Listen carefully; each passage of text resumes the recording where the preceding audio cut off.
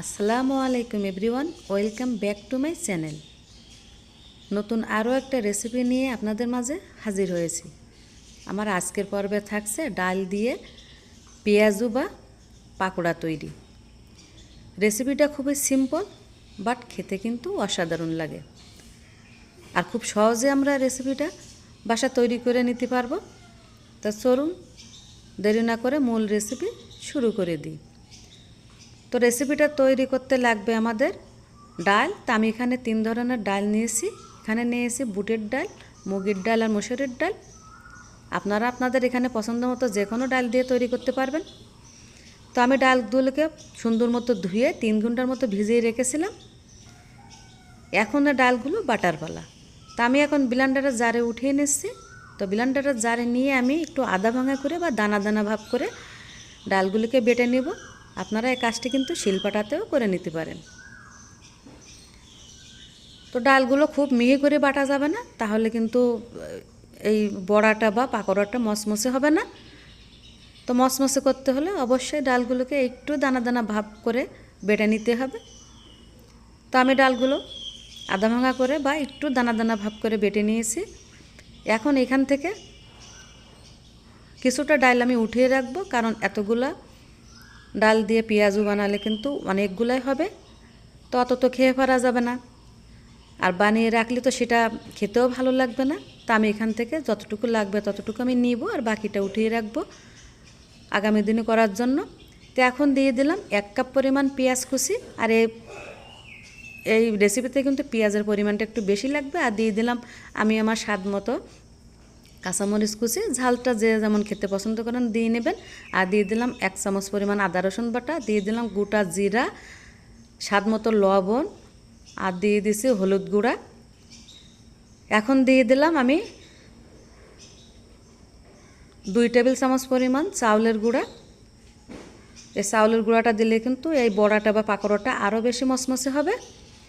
তো এখন আমি সবগুলো উপকরণ ভালো করে এভাবে মিশিয়ে নেব, আর পেঁয়াজটাকে একটু চটকিয়ে একটু নরম করে নিব। তো এখানে কিন্তু তেমন কোনো মশলা লাগেনি। আমি কিন্তু গোটা জিরা দিয়েছি, আর হলুদ গুঁড়া, লবণ, স্বাদ মতো লবণ, আর আদা রসুন পেস্ট।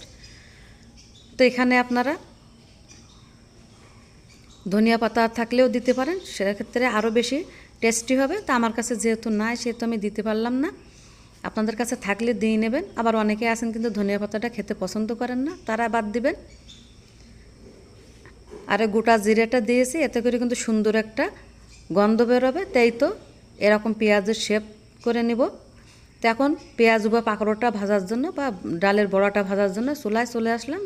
চুলায় একটা প্যান বসিয়ে দিয়ে পরিমাণ মতো সয়াবিন তেল দিলাম। তেলটা যখন একটু গরম হয়ে আসবে তখন এভাবে পেঁয়াজুর শেপ দিয়ে বা পাকোড়ার শেপ দিয়ে বা বড়ার শেপ দিয়ে আমি দিয়ে দিচ্ছি এক এক করে।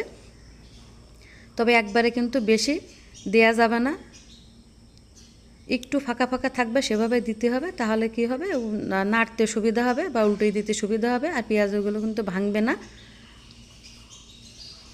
তো এখন দিয়ে আমি চুলার জালটা একটু কমিয়ে দেব। কমিয়ে দিয়ে আমি উল্টে পাল্টে ভেজে নেব। আর খুব বেশি কিন্তু জাল দেয়া যাবে না, কারণ বেশি জোরে জাল দিলে দ্রুত পেঁয়াজের বা পাকোড়ার কালারটা চলে আসবে, ভিতর থেকে কাঁচা থেকে যাবে।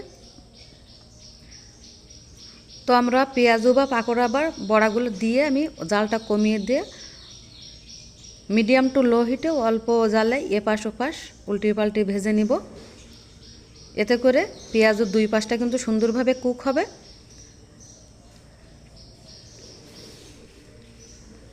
তো এই পেঁয়াজটা খেতে কিন্তু দারুণ লাগে, অনেক বেশি মচমচে হয়। এর উপরের লেয়ারটা খুবই মচমচে হয়, ভিতরটা একটু নরম থাকে, সফট ভাব থাকে। তবে যদি কেউ বেশি ভাজা খেতে পছন্দ করেন তাহলে আর একটু বেশি সময় ভেজে নিয়ে ভিতরটাও শক্ত করে নিতে পারেন, বেশি ভাজা করে নিতে পারেন। তবে আমার কাছে মনে হয় ভিতরটা একটু সফট থাকলে এই পেঁয়াজুটা বা এই পাকোড়াটা বা এই সফটটা খেতে দারুণ লাগে। তো কথা বলতে বলতে কিন্তু আমার এক ব্যাচ ভাজা হয়ে গেছে, আমি এখন উঠিয়ে নিচ্ছি। তো এইভাবে একটা ছাঁকনির সাহায্যে উঠিয়ে নিচ্ছে বা ঝাঁঝরির সাহায্যে তেলটা একটু ঝরিয়ে নিচ্ছে।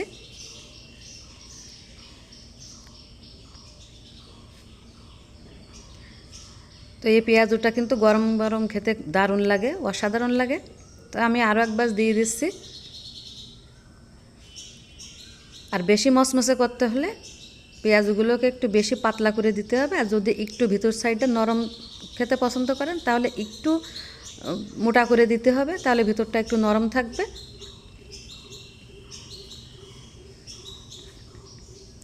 তো এখন যেহেতু রমজান মাস চলছে, ইফতারির সময় কিন্তু এরকম বিভিন্ন রকমের ইফতারি খেতে আমাদের ভালো লাগে। তো আমরা খুব সহজে কিন্তু এই রেসিপিটা তৈরি করে নিতে পারি। তো ইফতারির টেবিলে বা ইফতারির প্লেটে কিন্তু এরকম পেঁয়াজ থাকলে মুড়ি দিয়ে খেতে বা ছোলা ভাজি দিয়ে খেতে কিন্তু অসাধারণ লাগে। তো এই তো কথা বলতে বলতে কিন্তু প্রায় আমি সবগুলো পেঁয়াজও ভেজে নিয়েছি। তো এই তো দর্শক দেখুন কতটা সুন্দর হয়েছে।